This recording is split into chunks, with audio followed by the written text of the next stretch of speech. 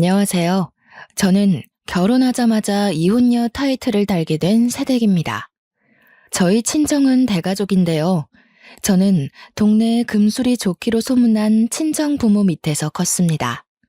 사랑만 받고 자랐다고 해도 과언이 아닌 가정 환경에서 컸기 때문에 사실상 결혼을 하기 전까지는 사람에 대한 두려움이 없었어요. 저는 늘 밝고 긍정적인 아이였거든요. 그런데 다 커서 성격이 바뀔 수 있다는 것도 결혼을 해서 알게 되었습니다. 웬만하면 트러블 없이 인생을 살았고 제 주위의 사람들은 전부 둥글둥글 하거든요. 그 때문에 저도 더더욱 독한 성향과 거리가 먼 사람이었습니다. 그러니까 제 딴에는 나름 독하게 행동해 본 게 결혼 이후 처음이라는 거예요. 사람이 제대로 된 고난을 겪으면 단단해진다던데 제가 단단해졌다고 봐야겠죠. 지금부터 어떤 시댁을 만나 어떤 삶을 살았고 어떻게 이혼을 하게 되었는지 들려드리겠습니다. 제 고향은 바닷가를 끼고 있는 지방이고 저는 그곳에서 태어나 취업을 하기 전까지 쭉 자랐어요. 저희가 살던 동네에는 주위가 14가구 정도가 몰려 있었는데 그 동네에서 우리 집은 대가족으로 좀 유명한 편이었습니다.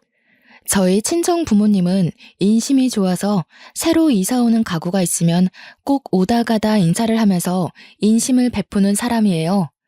그걸 보고 바람직하게 자란 우리는 총 6명의 남매였는데 태어나 보니 제가 5남 1녀 중에 막내더라고요.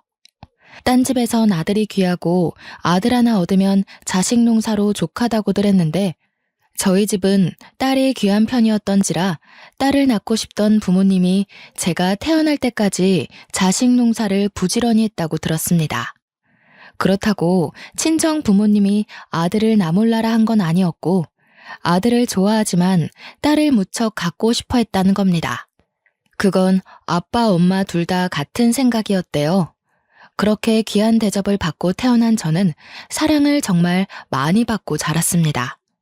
제가 태어났을 때 첫째 오빠는 이미 대학 입시를 앞두고 있는 나이였다고 했는데요. 엄마 말로는 첫째 오빠랑 둘째 오빠가 고등학생이라서 엄마가 일할 때 저를 자식처럼 잘 보살펴줬다고 합니다. 5명의 오빠들도 아들만 득실거리는 집안에 여동생이 나오니까 무척 조심스러웠대요. 여동생이 생겼다는 게 신기해서 제가 뒤집기를 하거나 밥을 먹거나 소리를 내면 그걸 그렇게 좋아하면서 관찰도 많이 했다고 했습니다. 솔직히 저는 하나도 기억이 안 나지만 어느 정도 기억을 갖기 시작할 나이부터 봐도 오빠들이 저를 무척 사랑해준다는 걸 느꼈기에 말만 들어도 이해는 되었습니다. 그렇게 매사에 귀하게 자란 저를 두고 주위 어른들은 가끔 오냐오냐 크는 거 아니냐고 했으나 친정 부모님부터 친오빠들까지 다들 하나같이 성품이 뛰어난지라 제가 모나게 클 수가 없었습니다. 솔직히 사춘기에도 화 한 번 낸 적 없을 정도로 서로 위하고 존중했는데 저희 집을 아는 사람들이라면 모나게 큰다는 말이 입 아플 정도일 겁니다. 그렇게 늘 제게 후한 인심을 베풀던 친정가족은 딱 하나 제게 잔소리하고 간섭하는 것이 있었는데요. 바로 남자 문제였습니다. 특히 친오빠들이 제게 연애 소식이 들리면 그렇게 저한테 남자친구에 대해 물어봅니다. 인적 사항을 묻는다기보단 평소 행실이 어떤 사람인지를 꼭 듣고 싶어 했어요. 남자는 남자가 잘한다고 했고 또 사람은 곧 내뱉는 말이 인성이니까 남자친구의 말주변을 특히 중점적으로 듣고자 했었습니다. 그런 환경에서 제가 결혼 소식을 알렸을 땐 집에서 난리가 났습니다. 제 나이가 27살이었는데 친정 중에서 결혼을 안 한 사람은 저밖에 없었고 오빠들은 전부 30대 후반에서 40대로 다 독립해 가장 생활을 하고 있었어요. 저만 부모님 집에서 통근을 하며 지냈기에 부모님한테 먼저 결혼 사실을 고백했더니 부모님이 친오빠들을 전부 호출한 거 아니겠습니까? 저희는 그날 오랜만에 가족회의를 하게 되었는데 다들 제 결혼을 반대하는 건 아니었고 단지 연애 상대였던 사람과 달리 더 집요하게 남편에 대해 캐물었어요. 이럴까봐 사실 결혼하는 게 망설여지기는 했습니다. 저희 가족이 정말 사랑 넘치고 좋지만 남편 되는 사람이 부담을 느낄 것 같았거든요. 그래서 저는 처음으로 친정 가족에게 뚜렷한 거절 의사를 비췄어요. 내가 선택한 사람이고 내 일이니까 뭐든 내가 알아서 할 거야. 나는 남자친구가 우리 가족 때문에 부담 느껴서 결혼 고민하는 거 싫어. 그러니까 나중에 결혼 인사를 하게 되면 뭐든 남편을 향한 무서운 눈초리를 자중해달라고 부탁했습니다. 친정가족은 제 의사를 참 잘 존중해 주었어요. 그거 하나는 사실 자부할 만큼 당연했던 건데 순간 결혼에 대한 얘기를 하다 보니 저도 모르게 가족의 반대가 따를까봐 긴장했었네요. 저의 입장과 상대 배우자의 입장을 고려해 상견례를 한다면 친오빠들 다 갈 건 아니고 둘째 오빠까지만 참석을 한다고도 합의를 봐줬습니다. 제가 식구들에게 이렇게 부탁까지 하게 된 것은 남편의 표정 때문도 있었는데요. 남편은 제게 오빠 5명이 있다는 걸 알고 살짝 겁을 먹는 것 같더라고요. 남편이 자기는 위에 누나만 2명이 있는데 남자들이 그렇게 많은 집안은 처음 봤다고 하대요. 그 모습을 보니 남편이 벌써 부담을 느끼는 것 같아서 제가 친정 가족한테 더더욱 자중해 줄 것을 피력했던 겁니다. 그 덕에 상견례를 잘 넘길 수 있었고 남편과 저는 무사히 결혼을 하게 되었습니다. 신혼생활은 시댁집에 신우가 아직 같이 살고 있어서 당연히 분가를 해야겠다고 생각했는데요. 그런데 신혼여행 다녀와서 방문한 시댁에서 제가 당황스러운 제안을 들었지 뭡니까? 너희 방 준비해놨다. 첫째 애가 그나마 큰 방 쓰고 있었는데 둘째랑 같이 써도 된다고 하니까 너희들이 첫째 방 쓰거라. 시모가 첫째 형님 방을 우리 신혼방으로 쓰라는 거 아니겠어요? 사실 친정부모가 저희 신혼 선물로 몰래 집을 하나 매매해줬거든요. 근데 그걸 제가 신랑한테 서프라이즈 해주려고 비밀로 하고 있었어요. 시댁에 먼저 인사를 왔던 차라 친정에 인사 가면 짜잔 하고 말해주려고 했는데 생각지도 못한 변수에 입이 다물어졌습니다. 제가 당황해서 말 못하고 있으니 시모가 저더러 마음에 안 드냐고 표정이 왜 그러냐고 물어보길래 어쩔 수 없이 솔직하게 말할 수밖에 없었어요. 실은 친정 부모님이 저희 신혼 선물이라고 집을 한 채 해주셨거든요. 그래서 저희는 분가를 할 생각이었어요. 집에 형님도 2분 다 계시는데 저희가 들어오면 좁으니까요. 그래? 사돈네 사정도 우리랑 비슷해서 여의치 않을 텐데 무리를 하셨나 보구나. 그래서 그 집이 몇 평인데 그러니? 시댁 평수는 5식구 사는데 28평 정도였습니다. 그러나 친정 부모가 해준 우리 신혼집은 50평이었어요. 제가 결혼한다니까 친오빠들까지 돈을 모아서 하나 마련해 준 거라 제법 좋은 아파트였죠. 사실 이렇게 시누이 집 선물을 해주겠다고 하면 새언니들이 싫어할 수도 있다고 생각할 수도 있을 텐데 저희 새언니들은 친오빠들을 닮아 하나같이 전부 1등 신부에 성품흉한 사람이었습니다. 그래서 오히려 새언니들끼리 먼저 시누애기가 시집간다고 집 해주자는 얘기를 임모아했던 사람들이에요. 아이고 잘 됐네. 그럼 이 집은 새 주고 이참에 우리 다 같이 글로 이사하면 되겠구나. 그렇잖아도 애들이 다 크는 바람에 이 집에서 멀건 사람 5이 살기가 좀 답답했거든. 시모의 발언은 제게 날벼락과 같았습니다. 이걸 어떻게 거절해야 하나 고민하고 있던 사이 남편은 그런 시모 말을 말리지는 못할 망정 옆에서 시모 말에 동조하면서 박수까지 짝짝 치고 지 엄마 똑똑하다고 난리가 난 거 아니겠습니까? 할 수 없이 제가 남편을 따로 불러내서 같이 사는 건 좀 그럴 것 같다고 조심스레 말을 꺼냈어요. 왜? 우리 가족들은 며느리한테 고나리질하는 사람들 아닌데? 좀 봐. 살다 보면 당신 아마 처가에서 사는 만큼 편할걸? 남편은 자기 식구들을 너무 믿고 있었고 제게도 틀림없이 귀한 대우 해줄 거라 자신하고 있었습니다. 남편이 그렇게 생각하는 이유는 남편이 집에서 막내인데 아들이기까지 해서 평소 시부모한테 사랑을 많이 받고 자란 사람이기 때문인데요. 저는 시부모 마주한 것이 상견례 말고는 스쳐가듯 본 게 다인 채로 결혼을 했다 보니까 막내 아들을 향한 시부모의 애정이 얼마나 깊은지는 모르고 결혼했어요.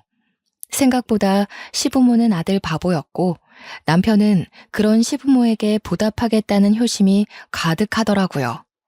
혼인신고에 결혼까지 해버린 거 첫날부터 싸움을 일으킬 수 없어 결국 저는 합가를 허락했고 다 같이 신혼집으로 이사를 가게 되었습니다.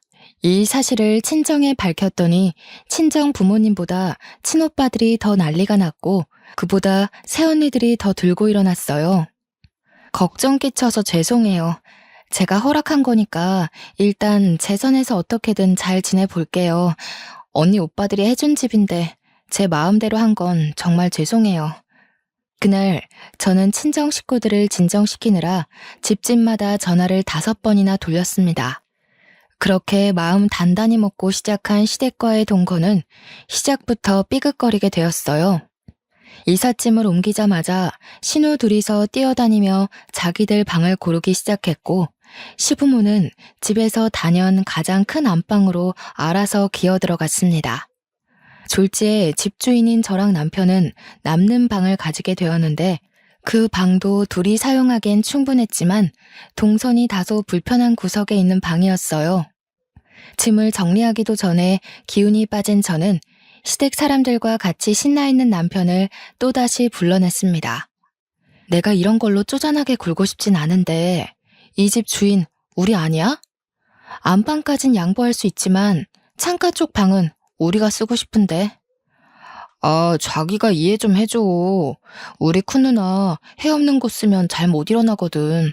그리고 글 쓰는 사람이라서 창밖을 봐야 집중력이 올라간대. 저희에게 남은 방이 어둡긴 해도 창문이 없진 않았는데 방 중에 제일 창문이 작아서 불편하긴 했거든요. 아무리 그래도 친정에서 저희 부부에게 준 선물이지 시댁에게 준 선물이 아니잖아요. 평생 쓸 방 한 칸도 제 마음대로 결정 못하는 건 좀 아니지 않나 싶더라고요. 그래서 남편한테 그럼 내가 큰형님한테 가서 말하겠다고 했더니 남편이 급히 저를 붙잡으며 말렸습니다.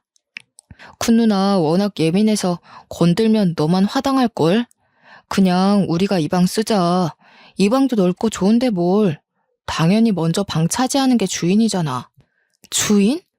애초에 이 집은 우리 둘이 살라고 친정에서 마련해 준 거야. 여보 가족 편하라고 사준 게 아니라. 아무리 내가 합가를 허락했다고 하지만 이건 너무 무례하다고 생각해. 무슨 말을 그렇게 해. 이제 결혼도 했고 법률상 우리 다 가족인데 남남 마인드는 고쳐야지. 나도 처가를 내 가족처럼 챙길 거야. 이러면 여보만 우리 식구들한테 점수 까요. 내가 점수 올릴 수 있게 도와준대도 그러네. 그 점수를 나만 신경 써야 돼? 가족이라면 서로한테 더 예의를 갖춰야 되는 거 아니야? 우리 가족은 그렇게 지냈어. 이렇게 한마디 의사도 없이 남의 것 욕심 부리는 가족은 없었다고. 30년 가까이 다른 환경에서 자랐는데 종이에 글자 몇 개 적혔다고 덜컥 가족이라 선심 쓰는 사람이 어딨겠어? 남편은 제 자극적인 말에 서운함을 넘어서 화가 났는지 저를 외면하고 밖으로 나가버렸습니다. 그리고 남편은 큰형님한테 필터링 없이 제가 이 방 갖고 싶어 하니까 나오라는 식으로 제 의사를 전해버렸어요.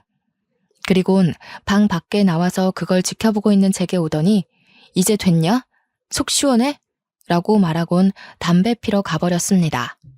이런 식으로 말해버리면 제 입장이 뭐가 되겠어요? 어이가 없어서 황당해 말을 잃었는데 그때 큰형님이 다가오더군요. 내 행동이 마음에 안 들었으면 나한테 직접 따지지 그랬니? 남동생 시켜서 감정 소비하게 하지 말고. 너희 집에서 집 줬다고 벌써 으쓱거리려나 본데 우리 그런 걸로 쫄 사람 아니거든? 집 해왔다고 으쓱거리는 게 아니고요. 제 상식선에선 형님 행동이 이해 안 가서 그래요. 형님 나이 37살이시죠? 저희 새언니들도 대충 그 정도 나이들 되는데 진짜 어른스럽거든요. 뭐라고? 지금 나더러 어른스럽지 못하다는 거야? 한참 어리다 해서 철없는 건 아닌가 했는데 진짜 건방지네. 아, 언니, 됐어. 괜히 이사 첫날부터 입씨름 하지 마. 그냥 언니가 내 방 쓰고 내가 저기 남는 방 쓸게. 올케가 굳이 이미 정해진 방 뺏고 싶다는데 그렇게 해줘야지. 형님들 둘은 대놓고 제게 꼽주면서 기분 상했다는 티를 다 내며 짐을 옮겼습니다. 상견례 내내 한마디도 안 하고 있더니만 이런 사람들인 줄은 상상도 못했어요. 제가 형님들 정보를 물었을 때 남편이 겉모습은 세 보여도 마음이 여린 사람이라고 했는데 여리긴 개뿔이었습니다. 시작부터 이러는 시댁의 태도를 보니 당장이라도 합가를 무르고 싶었지만 토라진 남편을 수습하는 게 일단은 우선이었어요. 담배 피러 나가서는 저녁 먹을 때까지 안 들어오는 남편을 기다리다가 전화를 해보았습니다. 다행히 전화는 받더군요. 제가 평생 집 밖에서 살 거 아니면 들어오라고 했더니 그제야 들어온 남편은 제게 말 한마디 안 하고 계속 토라진 채 행동했습니다. 밥을 먹는 내내 그랬어요. 집이 넓으니까 거실에 널찍하게 앉아 식사를 할 수 있었는데 하하호호 떠들며 TV 보는 시댁을 보니 마치 제가 객식구인 느낌이 드는 거 있죠. 거기다 남편까지 삐져서 절 외면하고 있으니까 더 투명인간 된 기분이었습니다. 남편은 자기 식구들이랑 같이 있어서 그런지 과거 연애 때처럼 저를 위해 다 해줄 것 같은 마인드는 더 이상 없었습니다. 불과 신혼 시작 일주일 만에 남편은 저를 실망시킨 거죠. 그렇다고 제가 왜 사과를 해야 하는지 모르겠어서 저도 똑같이 남편을 무시해줬습니다. 그랬더니 나중에 저를 필요로 하는 남편이 알아서 말을 걸더라고요. 그래서 저도 부부관계 평화를 위해 남편의 어정쩡한 화해를 받아주었죠. 그날 이후 여전히 새집 냄새가 가시지 않는 시기에 저는 시모 통화를 우연히 듣게 되었는데요. 엿들을 생각이 없었는데 내용이 워낙 수상쩍어서 저답지 않은 행동을 해버렸어요. 명의? 그런 건 안 물어봤는데. 당연히 신혼집이니까 공동명의로 하지 않았겠어? 아니면 얘 명의거나. 근데 애 명의더라도 지분 떼올 수 있는 방법이 있다고 하던데. 시모는 이 집에 대한 재산으로 누군가와 통화를 하고 있었습니다. 하필 그 타이밍에 큰형님이 방에서 나와서 끝까지 듣진 못했으나 그날 이후 굉장히 마음이 찝찝했어요. 이 널찍한 집에선 저와 시모, 큰형님 빼고는 다 바깥으로 출근하는 사람들이었거든요. 저는 재택으로 근무를 돌릴 수 있어서 남편 내조도 할 겸 집에서 일을 시작했습니다. 그래서 주구장창 시모와 큰형님을 봐야 했는데 가끔씩 큰형님도 시모 방에 가서 속닥거리며 의심스러운 행동을 하더라고요. 근데 그게 왜 자꾸 지난번 시모가 한 통화랑 연관이 있는 것 같은지 모르겠어요. 그렇게 찜찜한 마음으로 살던 어느 날 여느 때와 같은 대낮에 친정엄마가 집 옥상에 방안 비닐을 설치하다가 발을 헛디뎌 떨어졌다는 소식을 전해 들었습니다. 그 전화를 받고 너무 놀라서 근무 중인 남편을 부르지도 못하고 저 혼자 친정을 내려갔어요. 집에 있는 시모한테만 말을 하고 나선 거죠. 도착한 친정엄마 입원실에는 새언니들과 친오빠들이 있었는데 다행히 엄마는 비닐 잔뜩 깔아놨던 곳으로 추락하는 덕에 팔이랑 발목만 골절되고 다른 곳은 괜찮다고 하더라고요. 그런데도 걱정이 되는 건 딸로서 당연한 입장 아니겠습니까? 아빠한테 해달라고 하지 왜 엄마가 나섰어? 엄마 그런 거 할 줄도 모르면서. 내가 얼마나 놀랐는지 알아? 큰일 났으면 어쩔 뻔했어. 괜히 이제 막 결혼한 세대까지 내려오게 했네. 미안해서 어쩌누. 요즘 사는 건 어때? 사돈댁이랑 사는데 불편한 건 없어? 살림살이 어려운 건 없고? 엄마는 오히려 절 걱정하면서 살림 서툴러 시모한테 혼 안 나냐고 농담조로 물어보았습니다. 그 때문에 어느새 이야기의 화제는 제 쪽으로 몰렸고 새언니들도 저의 결혼 생활을 궁금해했어요. 새언니들 생각엔 제가 시댁과 합가를 했으니 분명 말 못할 스트레스가 있을 것 같다고 확신했나 봐요. 제가 그때 결혼한 지 한 달 차였습니다. 저를 걱정하며 바라보는 눈빛들이 너무 많아서 아무 일 없다고 말할 수밖에 없었어요. 또 다친 엄마가 저 때문에 마음고생까지 할까봐 차마 그 상황에선 그 어떤 고백도 할 수 없겠더라고요. 새언니들은 제 입장을 이해하는 건지 제가 떠나기 전에 몰래 저한테 용돈을 찔러주면서 힘든 일 있으면 언제든지 연락하라고 했어요. 언니들이 달려오겠다고요. 그날 그래도 친정 식구 만나는 덕에 든든한 힘을 얻고 귀가를 할 수 있었습니다. 그러나 여기서 뜻밖의 문제가 발생할 줄은 몰랐는데요. 저는 분명 시모한테 친정 가서 자고 올 거라는 말을 한 적이 없거든요. 그런데 밤늦게 집에 도착을 했더니 우리 동 아파트 입구가 시끄럽더라고요. 가까이 가봤더니 낯익은 얼굴들이 보였고 시모가 웬 낯선 아가씨 손을 잡고 있는 걸 발견했습니다. 심지어 남편도 그 여자 앞에서 얼굴을 붉히며 늘 감사하다고 고개를 숙이고 있었어요. 남편 얼굴이 붉어진 건 불빛이 밝아서 잘 보일 수밖에 없었죠. 저는 그걸 바로 아는 체 하지 않고 몰래 다가가서 무슨 상황인지 확인을 해봤습니다. 아유, 우리가 더 고맙죠. 변호사님이 발벗고 나서서 저희를 도와주시는데 어떻게 대접을 안 했겠습니까? 식사가 입에 맞았는지 모르겠네. 너무 맛있었어요, 어머님. 제가 아직 해드린 것도 없는데 이렇게 대접을 받아도 되나 싶네요. 이런 부분도 나중에 사모님 알게 되시면 문제될 수 있거든요. 변호사? 분명 처음 보는 저 아가씨는 변호사라고 했습니다. 시모가 변호사 만날 일이 뭐 있겠나 싶더라고요. 그때 그와 동시에 잠깐 잊고 있었던 지난날 시모의 의문스럽던 통화가 떠올랐어요. 저의 의문은 그들의 계속되는 통화에서 대충 감이 잡히기 시작했는데요. 시모는 신혼집 명의에 대해 계속 조사를 하고 있던 중이었고 집이 제 명의로 되어 있다면 얼마나 재산 분할이 가능한지, 혹시 재산 분할을 위해 어느 정도의 기간이 필요한지 등등을 묻고 있었습니다.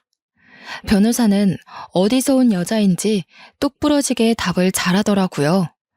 저 변호사 말을 들어보니까 시댁은 제 집 재산을 노리는 것 같았고 이대로 가만히 있으면 제가 바보같이 돈을 내주는 입장이 되는 거 있죠. 저 변호사가 아무리 똑부러진다고 한들 시모를 돕는 입장이다 보니 제게는 그저 모든 게 불의로만 보였어요. 저는 더는 듣지 못하고 시모 앞에 나타나 이게 무슨 말이냐고 묻고 따졌습니다. 시모뿐만 아니라 시댁 식구 다 소스라치게 놀라면서 당황했는데 그 상황에서 남편이 저를 데리고 허겁지겁 자리를 뜨더라고요. 뭐 하는 짓이야? 명의? 나 모르는 사이에 내 집 팔아서 뭐 하려고 했어? 우리 지금 신혼 아니야? 대체 다들 나 몰래 무슨 속셈인 거야? 속셈은 무슨 속셈. 엄마 개인적인 일이야. 괜한 오해하지 마. 우리 집 명의 아니고 엄마 아는 지인이 물어봐서 대신 소개해주는 거라고. 잘 알지도 못하면서 따지고 드는 성격은 갑자기 어디서 생긴 거야? 내가 바본 줄 알아?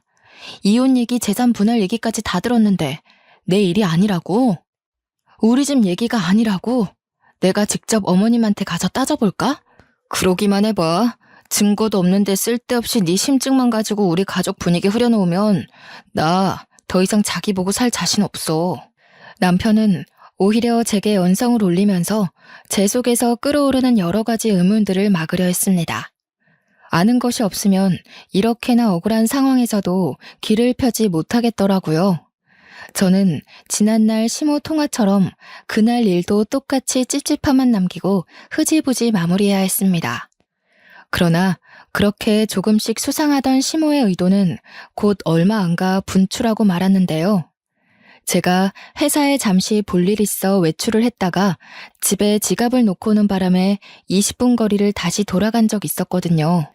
그날 집으로 돌아가는 길에 빨간 신호를 받고 차를 정차한 사이 저는 거리에서 시모를 발견했고 그때 그 변호사 아가씨를 다시 보게 되었습니다.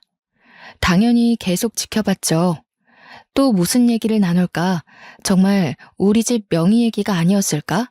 생각하며 유심히 쳐다봤는데 나중에 남편 차가 그쪽으로 향하는 걸 보았어요. 지난날 물증이 없어서 남편한테 더 따져들지 못했지만 아무리 생각해도 남편의 증언이 앞뒤 맞지 않는 거예요. 시모 아는 사람의 명의 얘기라면서 남편은 왜 자꾸 필요한 건데요. 게다가 남편은 출근 시간이었습니다. 반차를 썼는지 연차를 썼는지 어쨌든 회사를 나와서 저렇게 사적인 만남을 가졌다는 거죠. 저한텐 일말에 얹을도 없이요.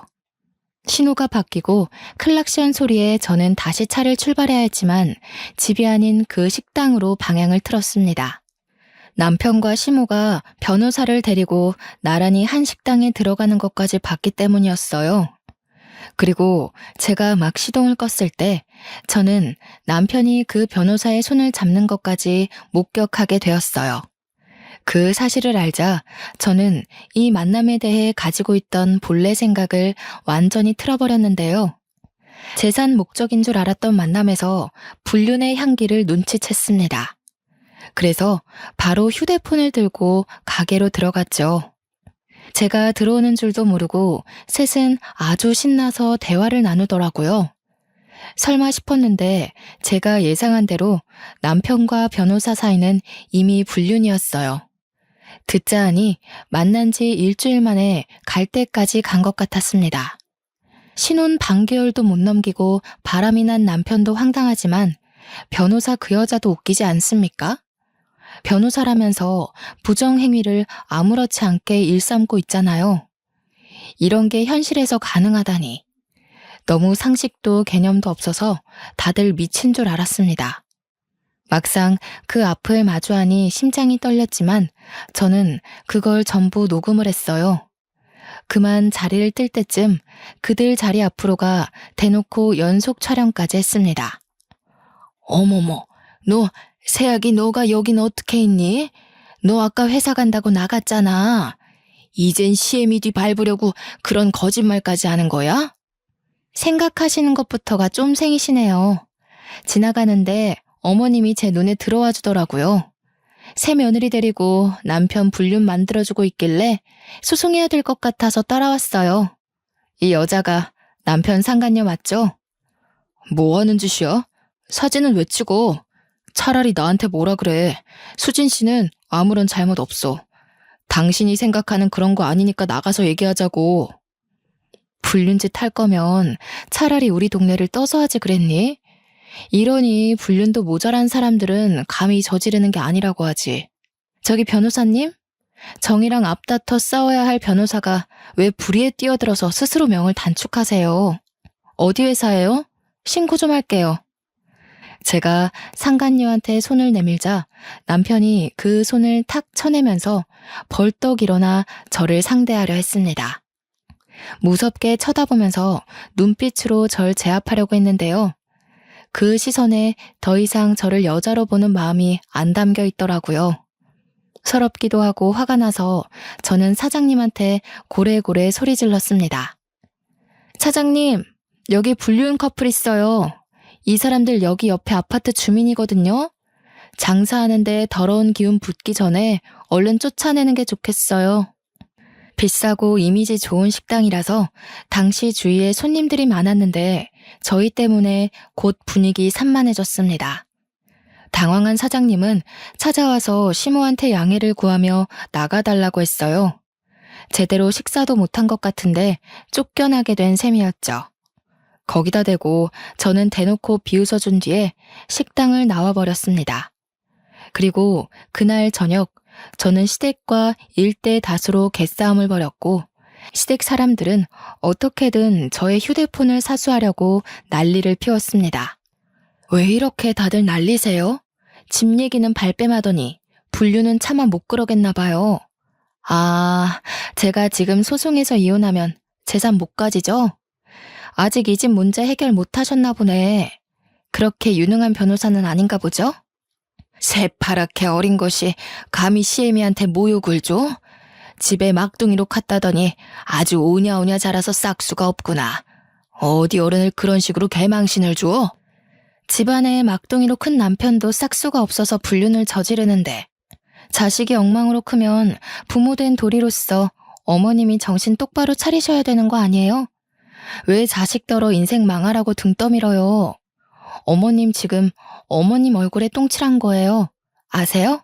제 말에 반박할 말이 없었는지 시모가 손을 올리더라고요. 제 머리통을 후려치려고 손을 들길래 그걸 슬쩍 피해버리니 시모가 자기 힘에 못 이겨 제대로 구부러졌습니다. 그러자 시부랑 형님이 시모를 챙기면서 저를 엄청 째려보더군요. 옆에서 남편은 저한테 따지면서 시부모한테 건방지게 굴지 말라고 호통을 쳤는데 그러면서 계속 휴대폰을 요구했습니다. 저는 그들 앞에서 휴대폰 잠금 장치를 다 풀어 보여줬고 그대로 창가로 가 그걸 창문 밖으로 내다버렸죠. 내 폰이 비싼 거라 동네 애들이 지나가다 주우면 지네 부모님한테 가져갈 거야. 그럼 어른들이 폰 주인 찾아주려고 폰을 열어볼 거고. 그렇게 되면 여보랑 어머님 행실도 동네방네 소문나겠네? 여기 반상에 안 나가는 아줌마들 없는 거 알지? 그 식당이 저희 아파트와 가까운 곳이라서 동네 주민도 많았거든요. 그래서 조금만 소문이 나도 직접 현장을 목격했다는 목격자가 나올 겁니다. 게다가 친정에서 부모님께 보고 배운 것처럼 저도 동네 주민들과 안면트기만 하면 인사하고 지냈는데요. 그 덕에 우리 동 아파트 주민 아줌마들은 대부분 제가 몇 호 세댁인지 알고 있었어요. 그 중에서 아파트 부녀회장을 알고 지냈던 게 저의 신원을 알리는데 큰 몫을 했죠. 휴대폰이 밖으로 노출이 되자 깜짝 놀란 남편과 식구들은 허겁지겁 집 밖을 뛰쳐나갔고 저는 진작에 빼놨던 유심칩을 들고 옛날에 쓰던 폰을 찾아서 꽂았습니다. 클라우드에 저장된 사진까지 다 찾아서 친오빠 새언니끼리 모여있는 채팅방에 뿌려버렸어요. 역시나 식구들은 난리가 났고 당장 저희 신혼집을 찾아오겠다고 했습니다. 당시가 너무 늦은 새벽이었던지라 저는 식구들에게 다음날 아침에 와줄 수 있냐고 부탁했어요. 당장이라도 쫓아와 시댁 식구를 뒤집어버릴 준비를 하던 가족들은 저를 위해 몇 시간을 더 참아주었습니다. 그리고 하나 더. 저는 부녀회장 어머님께 전화를 드렸어요. 서로 연락처를 주고받았기 때문에 부녀회장 어머님은 저를 바로 알아채셨고 제 사정을 알고 나서 자기 일처럼 열을 내주기까지 했습니다. 감히 우리 아파트에 그런 더러운 기생충이 살고 있었단 말이야? 걱정 마 세댁. 내가 아주 혼쭐을 내줄 테니까. 이 아파트에서 안 나가고 못 베기게 만들어줄게. 참 든든하더라고요. 주변 사람들에게 친절한 도리나 인사만 하고 지냈을 뿐인데 이렇게 선뜻 도움을 주겠다고 하니 문득 친정 부모님께 이런 성품을 물려준 걸 감사하게 생각했네요. 제가 모든 걸 끝낸 다음 시댁 식구들이 다시 돌아왔는데 버려진 휴대폰을 찾은 것만으로 다시 제게 떵떵거리더군요. 그렇게 다음날 아침 새벽 대바람부터 저희 집에는 초인종이 울렸고 자던 식구들이 전부 피곤에 찌들어서 눈을 떴습니다. 진작에 깨서 식구들을 기다리고 있던 저는 문을 열었고 반가운 친정 가족들이 쏟아져 들어왔어요. 손에는 짐가방까지 하나씩 들고 있더라고요. 짐은 다 뭐냐고 물어보니까 시댁 식구가 안 나가고 버틴다면 한 일주일 눌러붙을 생각으로 챙겨왔다고 했습니다. 이럴 땐 다들 서울에 사는 게 다행이다 싶었어요. 친정 식구의 소란스러운 소리에 뒤늦게 상황을 살피러 나온 시댁 식구들은 놀라서 어안이 벙벙해졌어요. 그때 우리 아빠가 남편을 보곤 득달같이 달려들어 싸대기를 휘갈겼습니다. 이런 미친 녀석, 가진 것 없는 놈 불쌍해서 우리도 형편 여의치 않다고 거짓말까지 해줬더니 감히 네 놈이 싸구려 같은 짓을 해? 내 딸한테 감히 니까지 깨? 사실 저희 집은 남편과 형편이 비슷한 게 아닙니다. 비슷하다고 거짓말을 친 거였어요. 남편이 기죽을까봐 친정 부모가 배려해서 재산을 숨기는 게 좋겠다고 제안한 거라는 거죠. 심지어 친오빠들까지 직장인이 되는 바람에 저희 집은 사실상 걸어다니는 대기업 수준이었습니다. 왜 이러는 거예요, 사돈어른? 갑자기 찾아와서 이게 무슨 행패랍니까? 설명을 좀 해보던가요. 대체 뭘 거짓말 쳤다는 건데요? 없는 사람들이 더한다더니 빼먹을 게 없어서 어린 딸 같은 애 돈을 뺏으려고 해요? 정말 창피하네요. 그 자글자글한 주름이 다 욕심 때문에 생긴 건가 보죠? 네, 이런 말까진 안 하려고 했는데 당신들 지금 돈 많은 며느리 놓치는 거야. 알겠어? 시모는 그제서야 친정 형편을 알게 되었고 시부랑 둘이서 벙찐 채로 상황 파악하느라 눈알만 굴렸습니다. 그건 눈치 보고 있던 신우들도 마찬가지였어요. 친정 부모가 시부모랑 남편을 두고 따지고 있을 때 친오빠랑 새언니들은 시댁 식구들 방에 짐을 빼고 있었는데요. 이 방 저 방 구경하면서 서로 의논해서 어느 방 쓸지 대화를 나누고 있었습니다. 그것에 신우들이 당황해서 어중간한 성화로 열을 내자 새언니 5명이 마치 저의 친언니처럼 저 대신 득달같이 따져주기도 했어요. 여자는 여자기에 눌린다고 두 형님들이 새언니들 앞에서 꼼짝을 못하고 있지 뭡니까. 당시 시간이 곧 사람들 활동할 시간이 다가오던 아침이었어요. 고요해야 할 그 시간에 저희 집은 순식간에 난장판이 되었습니다. 여보, 설마 당신 변호사 그 얘기한 거야? 일단 다 같이 앉아서 얘기 좀 해보자고 해. 아무리 그렇다지만 이건 엄연히 주거 침입이야. 내가 처가 식구들 신고해도 괜찮겠어? 야, 네 식구들 데리고 당장 우리 부모님 집에서 나가. 여기 명의 내 것도 아니고 공동명의는 더더욱 아니거든? 부모님이 증여해준 재산이니까 몇 날 며칠을 기다려도 애초에 네 앞에 떨어질 돈 같은 건 없었어. 그 변호사 여자 집에 식구들 다 데리고 가서 살아. 너희 식구들 빈대짓 잘하잖아. 남편이 제 성을 못 참고 저한테 손찌검을 할랑말랑 했는데요. 그걸 용케 알아본 친오빠들이 남편을 제대로 혼쭐 내줬습니다. 친오빠들이 남자만의 방식으로 혼쭐을 내줬는데 새언니들한테 잡혀있던 신우들도 친정 부모한테 잡혀있던 시부모도 남편을 도와줄 여력은 없었습니다. 그렇게 시댁 식구들은 친정 가족으로부터 맨발로 쫓겨나게 되었는데 그 상황에 화가 난 둘째 형님이 주제도 모르고 경찰을 부른 거 아니겠습니까? 이미 그때는 아파트 전체에 남편 불륜이 소문난 상황이라 아침부터 주민들은 저희가 사는 호수를 기웃거리고 있었어요. 때마침 금방 온 경찰에게 저는 지지 않고 나서서 말했죠. 이 사람들 불륜 가족이고 제 재산 도둑질 하려 했다고요. 경찰까지 오는 바람에 더 핫한 이슈가 된 상황에서 저희는 아파트 입구로 내려가게 되었고 거기서 시댁 식구들은 주민들에게 손가락질을 받았습니다. 그러자 시모가 얼굴에 열을 올리면서 변호사 부를 거라고 상간녀한테 연락하더라고요. 경찰이 있는지 모르고 왔던 상간녀는 경찰을 보자마자 도망을 쳤는데 갑자기 경찰 하나가 무섭게 상간녀를 쫓는 거 아니겠어요? 금방 붙잡힌 상간녀는 그대로 수갑이 채워졌고 다시 경찰차 있는 쪽으로 끌려왔습니다. 이게 무슨 상황인가 했더니 알고 보니 상간녀가 사기꾼이었더라고요. 변호사가 아니라 사법고시 떨어져서 어줍잖은 사법지식으로 이렇게 사기를 열어쳤던 여자라는 겁니다. 경찰에도 신고가 몇 번 들어왔었대요. 그 사실을 알고 충격받은 시모가 뒷목 잡고 쓰러지고 남편은 상간녀한테 호통치고 난리가 났었습니다.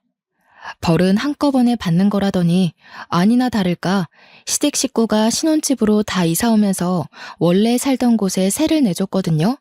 그런데 심지어 그곳에서도 문제가 발생했지 뭡니까. 젊은 부부가 입실했었는데 둘 다 백수였는지 월세도 잘 안 냈고 집도 엉망으로 되어 있었대요. 리모델링을 하지 않으면 사람이 못 살 정도로 아수라장이었다는 거죠. 졸지에 집도 없는 거지가 되었다는 사실을 자각한 남편과 시댁이 갑자기 제게 사죄를 하기 시작하더라고요. 자기야, 내가 대표해서 사과할게. 우리 식구들이 모자랐던 게 맞아. 자기가 나 배려해주느라 재산 속인 줄도 몰랐어. 내가 무식했어. 마누라의 그런 착한 본성도 모르고 다시는 그런 실수 안 할게. 제발 한 번만 용서해줘. 우리 이대로 나가면 정말 갈 곳이 없어. 역시 멍멍 걔한테는 역으로 똑같이 해줘야 돼. 그래야 자기가 한 짓이 걔만도 못한 짓이었다는 걸 깨닫지. 당신이 잘못한 게 그것뿐인 줄 알아? 당신은 나뿐만 아니라 우리 친정까지 욕보인 거야. 당신 하나 때문에 나는 빨간 줄이 그였고, 그런 나를 보면서 우리 친정 식구들이 대신 미안해하겠지. 나는 그때마다 당신 같은 쓰레기를 못 알아본 걸 후회할 거야. 우리가 왜 당신들 때문에 이런 감정을 감수해야 되는데. 저는 마지막으로 제발 거짓골로 살아달라고, 그래야 내가 친정에게 덜 죄스러울 것 같다고 쐐기를 박았습니다. 이웃분들도 시댁에게 쌍욕을 하더군요. 다들 저더러 더 이상 저런 사람들 말 들어주지 말고 얼른 올라가라고 하길래 저는 시댁을 무시해준 뒤 식구들 데리고 집에 올라와 버렸네요. 그렇게 결혼 3달 차 만에 이혼을 하게 된 저는 이혼도 얼굴 보고 합의하기 싫어서 소송을 했습니다. 상간녀 소송까지 하는 바람에 위자료를 두둑히 챙겼죠. 그리고 그 신혼집에는 친정 부모님이 이사를 와서 살기로 했습니다. 친정 부모님만 지방에 계속 계셨는데 일할 때만 왔다 갔다 하기로 했어요. 친정 부모님 말로는 자기네들이 서울 나들이 좀 하고 싶어서 당분간 서울집에 지낸다고 했지만 상심했을 저를 위해서 신경 써주시는 게 느껴졌습니다. 얼마 뒤 저희는 식구들 다 모여서 대가족 모임을 가졌어요. 고향집에선 식구들이 다 모이려면 펜션 하나를 빌려서 놀아야만 했는데 51평 아파트에 사니까 굳이 따로 돈 들이고 장소를 잡지 않아도 돼요. 그거는 참 좋더라고요. 다들 저 위로해준다고 자주 집을 방문해주는데 얼마나 시끄럽고 북적거리는지 모릅니다. 시장통이 따로 없다니까요. 그래도 정신없이 떠들어주는 식구들이 있다 보니 상실감은 빨리 잊혀지더라고요. 제가 결혼한 지 3달 만에 이혼했다 보니까 아무래도 실패한 것에 대해 자존감이 낮아져 있었거든요. 가족들은 다 제 짝 만나서 잘 사는데 나만 이 모양 이 꼴이네 싶어서 혼자 방에서 운 적도 있었습니다. 제가 울었다는 걸 남자 식구들은 잘 몰랐는데 신기하게도 엄마랑 새언니들은 바로바로 알아채더라고요. 그래서 남자 식구들 빼고 제 방에 둘러앉아서 같이 욕도 해주고 제 고민도 들어주고 응원도 받고 그렇게 지냈습니다. 주위에 제 편이 많다 보니까 제가 하고 있는 걱정과 불안이 괜한 것이란 생각도 들었어요. 제게 중요한 사람은 헤어진 전 남편이 아니라 우리 친정 가족인데 그걸 잊었네요. 이혼하면 좌절해서 남자보다 못 지내는 여자들이 덜어 있다고 하던데 저는 절대 그쪽이 아니라서 다행이라고 봅니다. 행복하다고 하면 거짓말이겠지만 더 이상 슬프지 않은 건 사실이거든요. 앞으로는 결혼보다 더 소중한 저만의 미래를 위해 또 다른 성공의 길을 나아가 보려 합니다. 혹시 청취자분들 중 이혼한 분이 있다면 결혼이 다가 아니라는 말씀을 드리고 싶네요. 우리는 더불어 사는 사회에 속해 있지만 결국 뭐든 혼자 해내야 하는 거 아니겠습니까? 다들 다양한 길을 열어놓고 다양한 꿈을 꾸셨으면 좋겠습니다. 멀리서 응원할게요. 긴 글 들어주셔서 감사합니다.